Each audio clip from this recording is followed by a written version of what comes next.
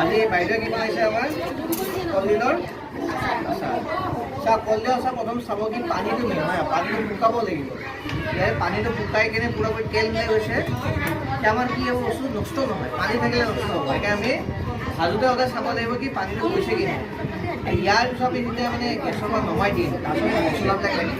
এতিয়া মছলাবিলাক এড কৰক, কৰিছে চববিলাক ৰেড চিলি পাউডাৰ দিছে, কালাৰটো কিমান কৰিছে আৰু অলপমান দি দিম আৰু